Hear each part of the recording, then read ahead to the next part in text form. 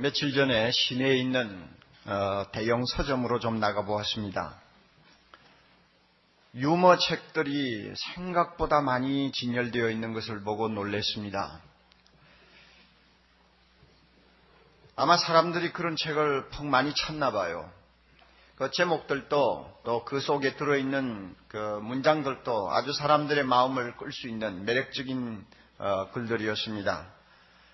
유머는 성공의 시작이요 웃음은 행복의 시작이니라 뭐 이런 이야기, 또 웃으면 복이 와요 하는 이런 말들, 이런 표제들이 붙은 책들을 사람들이 자주 손에 들고 그 서점 안에서도 읽어보며 웃으면서 이렇게 보내는 것을 제가 보았습니다.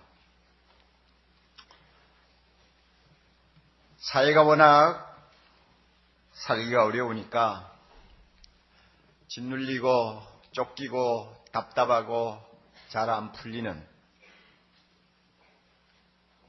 그런 분위기에서 잠깐이나마 숨을 돌리기 위해서 사람들은 웃음이라는 것을 찾아 헤매는 것 같아요.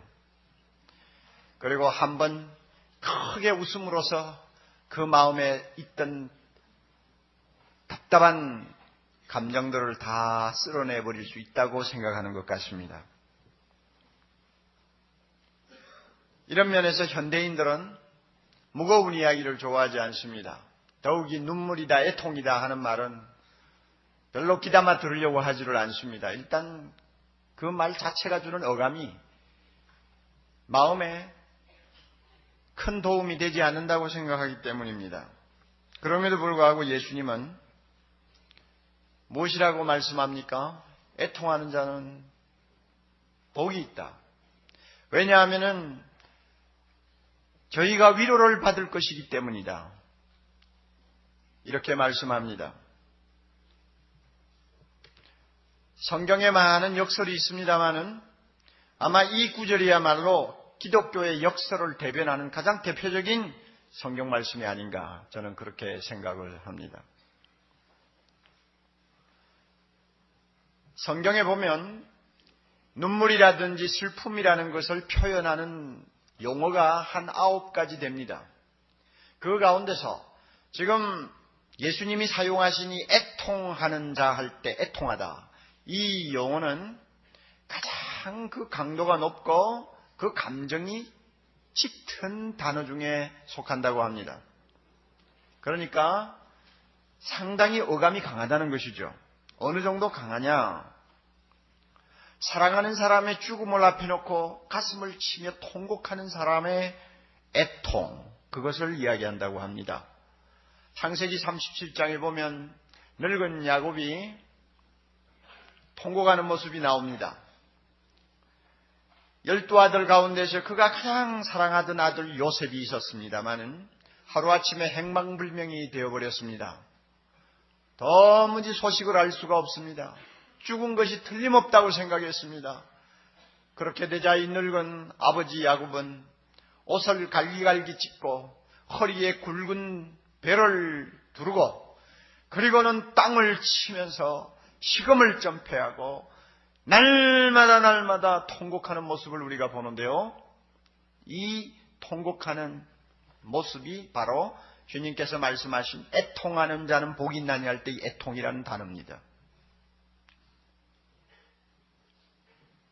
저는 애통이라는 이 말의 의미가 이처럼 강하고 또 진하다고 해서 예수님이 애통하는 자는 복이 있나니 하실 때 우리 모두가 야곱처럼 그렇게 통곡하고 눈물을 흘려야 된다고 하는 의미로 사용하셨다고 생각지는 않습니다. 만약에 꼭 그런 의미를 갖는 것이라고 한다면 이 말씀하고 우리하고 별 관계가 없어요. 우리가 한평생 살면서 그처럼 가슴을 쥐어짜며 하늘이 무너지는 것처럼 통곡하는 일은 그저 한두 번 있을까 말까 하는 사건일 수 있으니까 이 말씀이 내하고 무슨 관계가 있냐 하고 우리는 제껴 놓을 수도 있습니다. 그런 의미로 말씀하신 것이 아니라고 생각합니다. 그러면 예수님이 의미하는 것이 무엇일까요? 제가 볼 때 심령이 가난한 자가 토하는 영혼의 거룩한 탄식을 애통이라고 표현하시는 것 같습니다. 심령이 가난한 자가 토하는 영혼의 거룩한 탄식. 우리는 지난 시간에 심령이 가난한 자가 복이 있다는 사실을 우리 모두가 듣고 깨달았습니다. 우리의 심령을 하나님 앞에 비울 수 있습니까? 그렇다면 그 사람에게는 반드시 애통이 따라옵니다. 심령이 비지 못했습니까? 그 사람은 이 애통이라는 말씀의 의미를 제대로 깨닫지 못할 것이라고 생각합니다. 제가 기억하기로는 지금부터 한 반세기 전에 한국교회의 이미지는 한마디로 애통하는 공동체였습니다. 그 당시 8.15 이후 너무너무 가난했던 때였고 혼란스러운 사회상을 눈으로 보면서 살아야 했고 어쩌면 그 당시에 그렇게 가뭄이 또 자주자주 연속이 되었는지 모릅니다. 그리고 조금 후에 6.25가 터져가지고 이건 뭐 사람 사는 것이 아니죠. 사람 사는 꼴이 아니에요.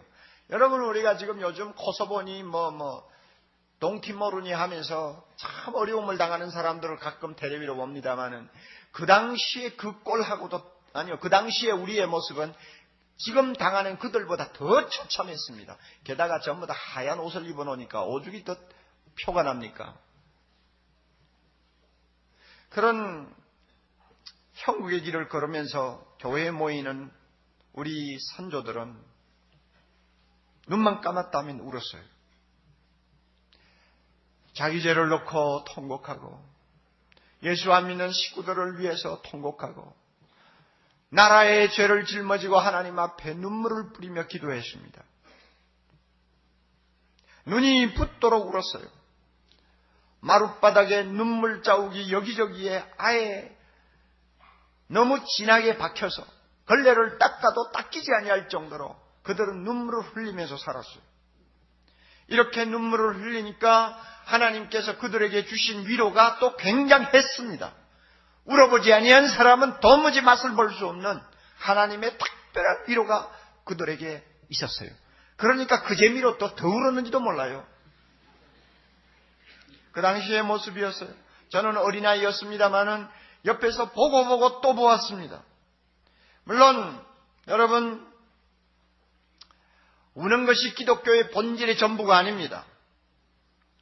애통하는 것이 기독교의 전부가 아닙니다. 그렇지만 우리가 분명히 하나 말할 수 있는 것이 있습니다. 마른 눈을 가진 신자들이 모이는 교회보다 젖은 눈을 가진 성도들이 모이는 교회가 훨씬 더 은혜의 세계를 깊이 안다는 사실입니다. 이거는 부인할 수가 없어요.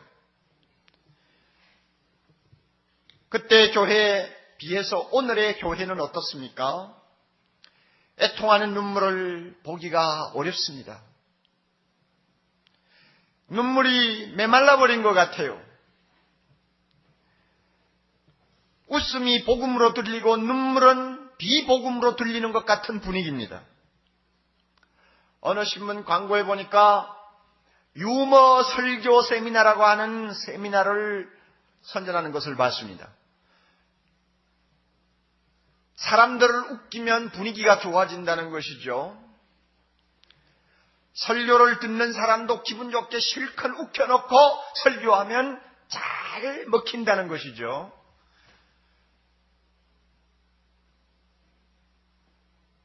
듣고 보니 그럴듯해요. 저도 웃는 걸 좋아하니까요. 우는 것보다 웃는 것을 훨씬 좋아합니다. 그렇죠? 우리 중에 웃는 것보다 우는 것을 더 좋아합니다 하는 형제가 있다면 심리학상으로 그것은 조금 문제가 있어요. 우리 모두 웃는 걸 좋아해요. 그러니까 교회도 사람들이 좀 기쁘게 예배할 수 있도록 해야 되고 좀 많이 웃기고 그 다음에 기분 좋게 해주어야 그 다음에 말씀을 들을 때 아멘 아멘 아멘 하고 듣는데요. 그래서 아마 유머 설교 세미나라는 말이 나왔는지 몰라요. 한편 이런 이야기들이 통하는 오늘 현대 교회에 분명한 사실은 눈물이 말랐다는 것입니다. 저나 여러분이나 마찬가지입니다. 그리고 심각한 이야기는 잘 듣고 싶어 하지 않습니다. 꼭 하고 싶으면 짧게 해. 아니면 그만 넘어가시지. 그리고 기분 좋게 웃어야 은혜 받았다고 착각하고요. 애통하는 자는 복이 있나니 천국이 저희 것이며 하는 주님의 말씀하고 거리가 좀 있지 않나 하는 두려움이 있습니다. 이게 현대교회의 이미지예요. 사랑하는 형제자매 여러분, 눈물이 그렇게 부정적인 이미지를 갖고 있나요? 저는 그렇게 생각지 않습니다.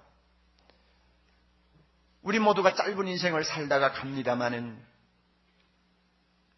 너나 할 것 없이 다 경험합니다.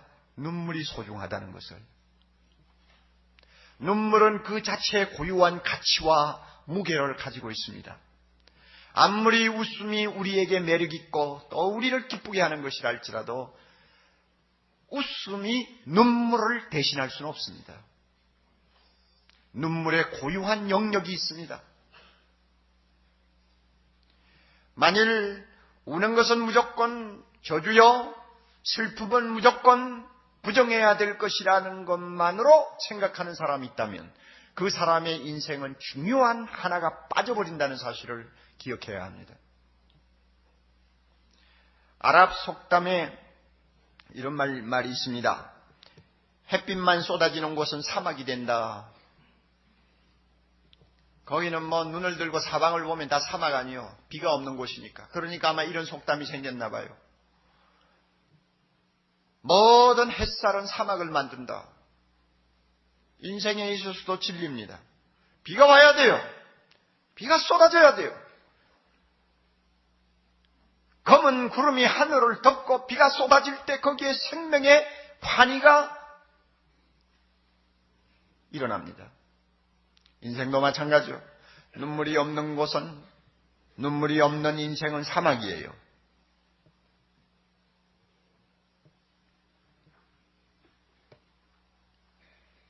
눈물이 없으면 그 웃음 자체도 하나의 광대 노릇에 지나지 않습니다. 이 사실을 깊이 깨닫는 사람들은 인생을 아는 사람이죠. 마찬가지로 신앙생활에서도 이 눈물, 애통이 차지하는 비중은 거의 절대적이라고 저는 생각합니다. 눈물을 통과하지 아니한 신앙은 하나의 값싼 장식품에 지나지 않습니다. 여러분, 예수 믿고 나서 웃기만 했나요? 아직은 값싼 신앙이에요. 예수 믿고 나서 하나님 앞에 진지하게 울어보았나요? 그 사람은 차원을 아는 신앙생활을 하는 사람입니다. 애통이 우리의 신앙을 본질로 향하게 만듭니다. 눈물이 우리의 신앙을 본질로 인도합니다. 눈물이 고인 눈에 십자가의 주님이 보입니다. 젖은 눈에 부활의 주님의 영광이 나타납니다. 애통하는 심령에 우리를 찾아오시는 예수 그리스도의 발걸음의 소리를 들을 수 있습니다. 우리의 신앙은 눈물을 먹고 자랍니다. 우리의 인격은 눈물의 골짜기를 통과하면서 성숙합니다. 그러므로 신앙생활이 무엇인가를 제대로 아는 사람은 눈물을 부정적으로 보지 않습니다. 애통을 무조건 싫은 것으로, 두려운 것으로 생각하지 않습니다. 그래서 그런지 모르지만 성경에 보면 신앙생활을 한마디로 정의할 때 탄식이라는 말을 쓸 때가 있습니다. 로마서 8장 23절 여러분 잘 아시죠? 이뿐 아니라 또한 우리 곧 성령의 처음 익은 열매를 가진 우리까지도 속으로 탄식하여 양자될 것 곧 우리 몸의 구속을 기다리느니라.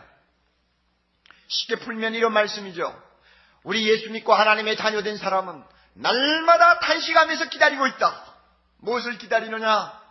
이 썩을 몸 빨리 벗어버리고 예수님이 부활하셔서 입으신 그 영광스러운 몸을 함께 입을 그날, 양자될 그날, 우리 몸이 구속을 받을 그날을 사모하면서 탄식한다고 했습니다. 그러니 신앙생활을 한마디로 요약하면 탄식이에요. 같은 의미가 고린도후서 5장 2절에도 나옵니다. 과연 우리가 여기서 단식하며 하늘로부터 오는 우리 처소를 덧입기를 간절히 사모한다.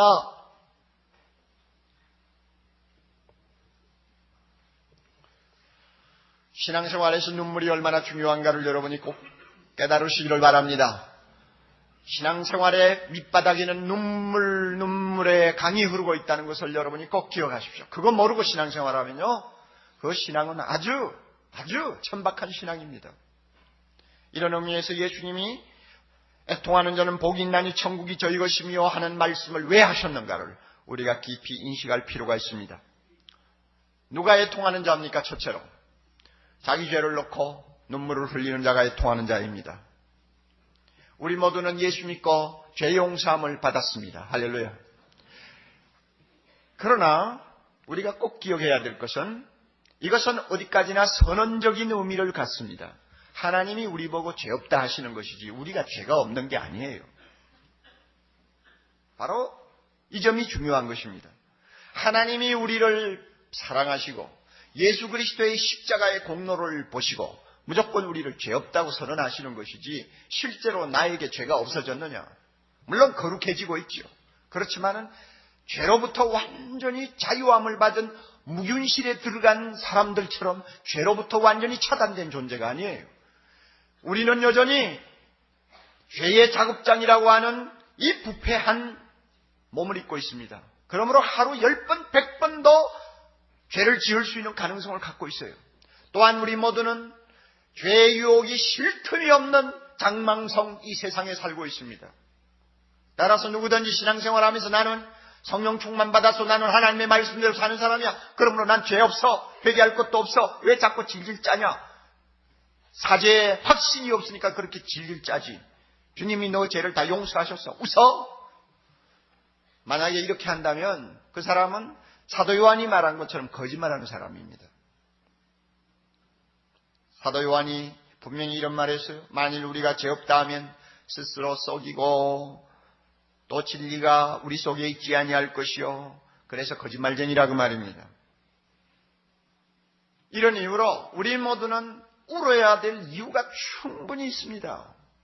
하나님 앞에 애통해야 될 이유가 충분히 있습니다. 하루에 100번이라도 하나님 앞에 애통해야 될 이유를 갖고 있어요.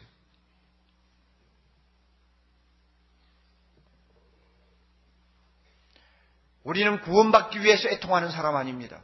구원받은 사람이기 때문에 애통하는 것입니다. 종종 저 자신이 답답하게 생각할 때가 있습니다. 뭐냐면 옥 목사를 위시해서 오늘 사랑의 교회가 좀 뻔뻔스럽지 않나 하는 생각이 들어요. 죄 짓는 것을 대수롭지 않게 생각하는 사람들이 너무 많아요. 그리고 교회 나와서는 몇 마디 말로 때우고는 자기 죄가 다 용서받은 것으로 다 알고 있어요. 가슴에 진정 회개하는 자의 자세가 자리를 잡고 있지를 않아요. 하나님이 그 입술의 기도를 들으시고 정말 그 사람을 깨끗게 해주실까? 우리 모두가 깊이 반성하고 생각해야 합니다. 마틴 루터가 95개조 항의문을 성당 앞에 붙일 때 그 항의문 안에 이런 말이 있습니다. 신앙인의 삶이란 무엇인가? 끊임없는 회개와 참회를 하는 것이다. 용서받은 하나님의 자녀이기에, 거룩한 하나님의 아들이 되었기에, 우리 안에 성령을 모시고 사는 구별된 사람이기에 우리에게는 매일 눈물이 필요합니다. 죄를 씻는 눈물이요. 우리의 표준은 이웃 사람이 아닙니다. 저 사람보다 내가 얼마나 선하냐, 그것이 아니고 우리의 표준은 예수 그리스도입니다. 예수님이 보시기에 나는 얼마나 거룩한가입니다. 이것이 우리 표준이요. 그러므로 예수님을 가까이 모시는 사람일수록 자신의 추악함을 더 보게 됩니다. 더 애통하는 심정을 갖게 됩니다. 예수님과 거리가 멀리 떨어져 있는 사람은 애통할 일이 별로 없죠.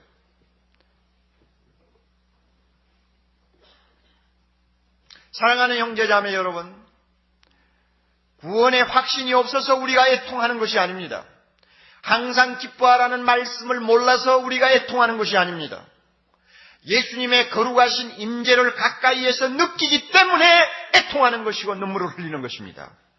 그 거룩한 영광의 빛 앞에 벌거벗은 것처럼 노출되는 나 자신을 순간순간 볼 때마다 나의 악함을 가지고 탄식하는 것입니다. 자기의 죄를 가지고 애통하는 것을 다윗은 이렇게 정의합니다. 시편 51편입니다. 하나님의 구하시는 제사는 상하고 통회하는 심정이라. 하나님이여 상하고 통회하는 마음을 주께서 멸시치 아니하시리이다. 애통이 뭐냐? 상한 마음이에요. 애통이 뭐냐? 통곡하는 거예요. 통회하는 거예요. 하나님이 이런 심령을 복이 있다고 말씀합니다. 이렇게 통회하고 자기 죄를 하나님 앞에 고하는 사람을 주님께서는 복되다고 하시고 그 눈물을 씻어주시고 그에게 사유의 은총, 평안의 은총, 기쁨의 은총, 만족의 은총을 주신다고 약속하셨습니다. 이것이 위로입니다. 사랑하는 형제자매 여러분, 여러분은 얼마만큼 주님 앞에 상하고 통회하는 심정을 가지고 신앙생활합니까? 우리 눈에 탄식의 눈물이 있을 때, 통회하는 눈물이 있을 때 우리의 심령에 위로의 무지개가 서는 것을 꼭 기억하시기 바랍니다. 하나님 앞에 뻔뻔스러운 사람 되지 마세요. 둘째로 인생의 무거운 짐을 지고 하나님 앞에 부르짖는 사람이 바로 애통하는 자입니다. 누가복음의 내용을 보면 예수님께서는 상당히 직설적으로 말씀을 하시는 것 같아요. 25절에 나오는 배부른 자, 웃는 자는 세상 사람들이고, 그래서 그 사람들이 잘 살고 날마다 웃고 희희낙낙하는 것을 저주로 보시고 화로 보시고, 21절에 줄인 자와 우는 자는 하나님을 믿는 경건한 사람들로 보시는 것 같습니다. 그래서 그들이 줄이고 우는 그 삶 자체를 주님께서는 복이라고 말씀하십니다. 하나님의 자녀들 가운데는 젖은 눈이 마를 날이 없이 하루하루를 사는 사람들이 많이 있습니다. 여러분, 강남의 화려한 아파트 촌만을 쳐다보고 살지 마세요. 그 아파트를 좀 넘어서 우리가 좀 눈높이를 낮추고 조용히 살펴보세요. 예수를 믿고 하나님을 극진히 사랑하는 자녀들 세계에도 얼마나 눈물이 많은지 모릅니다. 서록 서초구 강남 지역도 우리가 조금만 겸손하게 허리를 낮추고 보면 남의 눈에 잘 뜨이지 아니하는 반지하 같은 데서 방 한 칸 놔둬놓고 너무너무 어려운 삶을 사는 우리 예수 믿는 사람들이 많습니다. 그들은 이유를 알 수 없는 불행을 만나 견디다 못해서 시간만 나면 하나님의 옷자락을 붙잡고 통곡하는 자들입니다. 주님이 이 통곡을 복이 있다고 말씀하세요. 예수님을 그렇게 사랑하고 그렇게 주님을 잘 믿는데 가난은 왜 떠나지 않는지, 왜 하는 일들이 잘 풀리지 않는지, 왜 자녀가 탈선하는지, 왜 경쟁에서 뒤지고 마는지, 왜 나쁜 사람들의 속임수에 빠져 메꿀 수 없는 손해를 입어야 하는지, 왜 하루아침에 병이 들어 육체가 망가지는지, 왜 억울하게 비난을 받아야 하는지 우리는 다 설명할 수가 없어요. 설명할 수 없지만은 하나님의 귀한 자녀들이 이 무거운 십자가를 지고 날마다 눈물로 살지 아니하면 안 되는 것이 현실입니다. 가슴에 찾아드는 이 슬픔과 아픔과 고통을 견디지 못해서 많은 세상 사람들이 웃고 즐기는 시간에 조용히 하나님 앞에 엎드려 기도하면서 가슴에 가득한 서러움을 눈물로 씻어내는 거룩한 성도들이 많아요. 살기가 힘들 때마다 자주자주 좌절감이 몰려올 때마다 은혜의 보좌 앞에 나가 눈물로 하나님의 옷자락을 적시는 거룩한 백성들이 이 지구상에 많아요. 어떤 면에서는 예수를 믿기 때문에 그 십자가를 져야 하는 사람들일지도 모릅니다. 어떤 면에서는 이 세상의 사람들과 타협하지 않았기 때문에 그와 같은 고통과 슬픔을 안고 살아야 하는지도 모릅니다.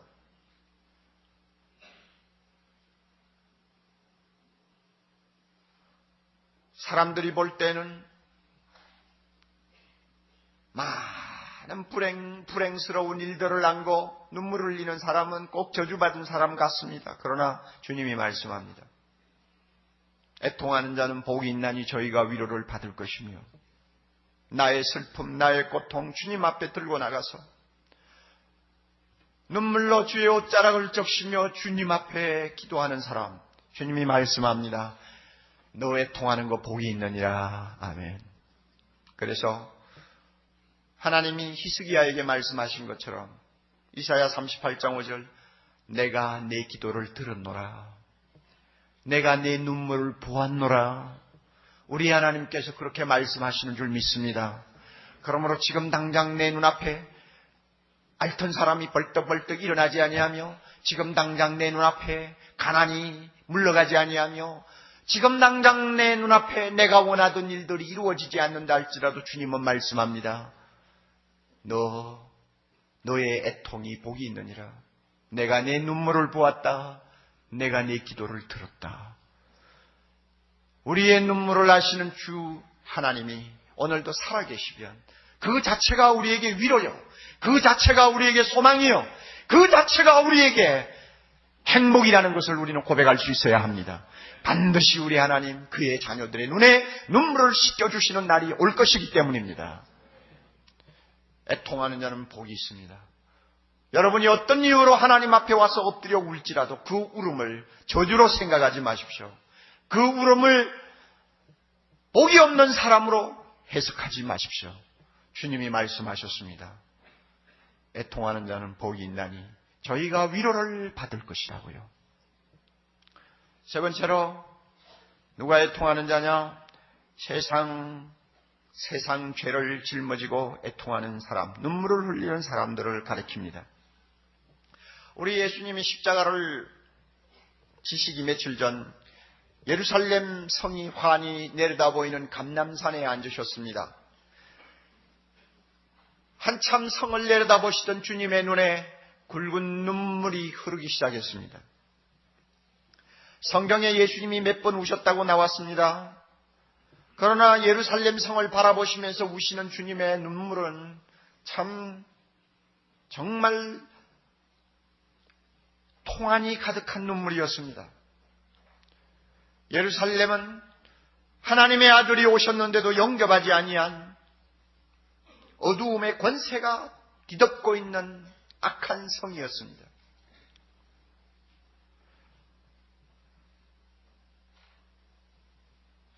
한 40년 지나면 그 성에 임할 하나님의 심판을 우리 예수님이 다 알고 계셨어요. 내다보고 계셨어요. 주님이 이렇게 말씀하시죠. 날이 이룰지라 반드시 때가 온다 그 말입니다. 내 원수들이 토성을 쌓고 너를 둘러 사면으로 가두고 포위하고 또 너와 및 그 가운데 있는 내 자식들을 땅에 메어치며 돌 하나도 돌 위에 남기지 아니하리라.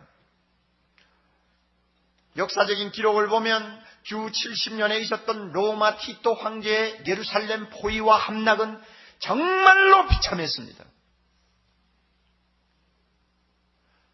너무나 배가 고파 어머니들이 어린 애들을 남몰래 잡아먹었습니다. 로마 군인들이 성에 입성한 다음에는 어린아이들을 휑휑 돌려가지고 벽에다가 쳐 동댕이 쳐 죽였습니다. 임신한 여자들을 끌어다가 발가벗기고 칼로 배를 쪼갰습니다. 예루살렘 성경은 불타고 그 다음에 모든 성곽은 돌 위에 돌 하나가 남아있지 아니할 정도로 무너져서 쑥밭이 되었습니다. 주님이 그 당시 그때의 그 처참한 상황을 미리 내다보시고 우신 것입니다. 어떻게 울지 않겠어요? 바울도 애통하는 때가 있었습니다. 빌립보 3장 18절 내가 이제도 눈물을 흘리며 말하노니 여러 사람들이 십자가의 원수로 행하느니라. 사방을 둘러보니 예수 그리스도의 십자가를 대적하는 원수들이 너무 수두룩해요. 교회 안에도 그런 원수들이 있어요. 바울이 생각할 때마다 도무지 가슴이 메워져서 견딜 수가 없어. 그 점잖은 어른이 눈물을 펑펑 쏟으면서 편지를 쓰고 있는 것입니다. 내가 눈물을 흘리며 말하노니. 그렇다면 여러분, 우리도 이 세상을 앞에 놓고 애통해야 되지 않겠습니까? 우리 주변을 한번 둘러보십시오. 웃을 일이 많습니까? 울 일이 많습니까? 여러분, 이 나라의 죄악상을 우리가 조금이나마 관심을 갖고 들여다본다면 과거의 어느 때 어느 시대에 사람들이 지금처럼 죄를 범하는 일이 있었습니까?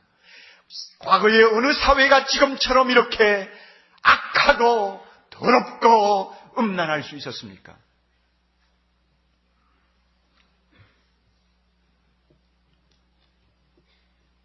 텔레비를 통해서 보셨죠?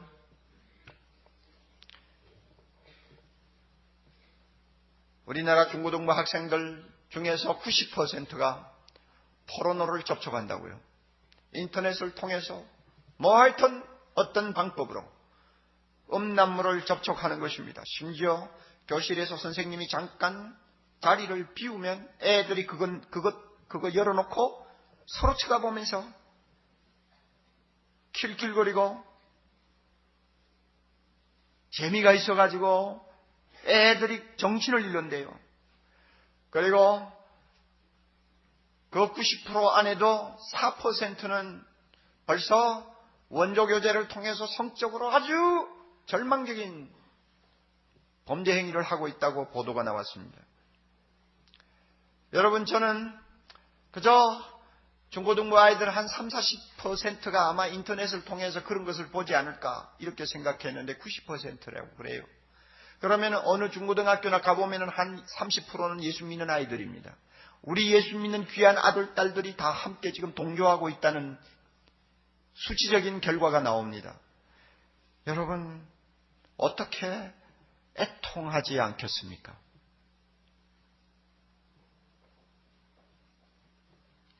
아직 성숙하지 못한 아이들이 그런 음란물을 한 번 보고 두 번 보고 하면 계속 마약에 중독된 사람들처럼 빨려 들어갑니다.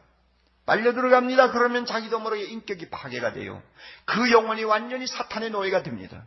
이제는요, 그 사고가 정상으로 돌아오기가 어려울 정도의 상황까지 빠질 수 있습니다. 이것이 오늘날 10대들의 세계입니다. 이 아이들이 앞으로 자라서 사회에 중요한 역할을 담당하게 될 20년 후 오늘 이 사회가 어떻게 될까? 생각만 해도 아찔해요. 어떻게 여러분 탄식하지 않겠어? 어떻게 예수님처럼 예루살렘 성을 내려다보고 울지 않겠어? 서울 바닥을 내려다보고 우리가 어떻게 눈물을 흘리지 않겠어? 한번 생각해 보세요.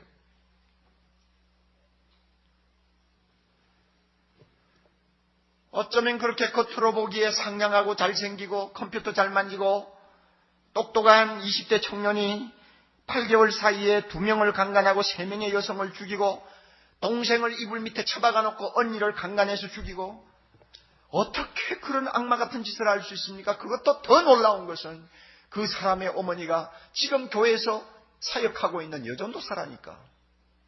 그리고 그 아이는 중고등학교 때 교회에서 학생회장까지 했다고 합니다.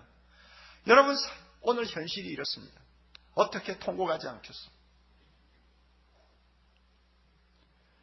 우리보다도 20배, 30배 잘 사는 선진국에서도 특별한 사람들 아니면 잘 마시지 않는 가장 최고급 양주를 세계에서 제일 많이 수입하는 나라라고 하니 기가 차지도 않죠.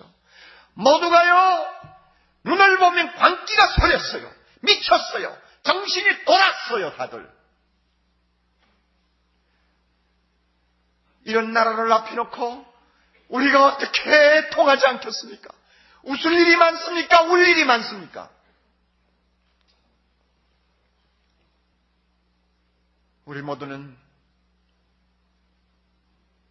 이 백성의 죄를 어깨에 짊어지고 주님 앞에 나가서 애통하는 사람이 되어야 합니다. 나라와 민족을 위해 애통하는 교회만이 이 땅에 희망을 줄 수 있습니다. 썩어빠진 정치인들에게 무엇을 기대할 수 있습니까? 이제는 어쩔 수가 없다고 두 손 번쩍 들고 손을 털어버린 교육자들에게 무엇을 기대할 수 있어요? 양심이고 뭐고 수단방법 가리지 않냐고 돈 벌기에 급급한 기업인들을 우리가 기대할 수 있습니까? 오직 이 땅에 소망이 있다면 이 나라의 죄를 나의 죄처럼 생각하고 십자가 밑에 가서 예수님처럼 바울처럼 눈물을 흘리며 통곡하고 기도하는 하나님의 백성들, 교회만이 이 땅의 소망이 될 수 있습니다. 이런 의미에서 주님이 말씀합니다. 애통하는 자는 복이 있다. 너 나라를 위해서 애통해라. 민족을 위해서 애통해라. 예수 안 믿는 내 이웃을 위해서 애통하라. 그리하면 그 애통은 복이 있느니라. 내가 너를 위로하리라.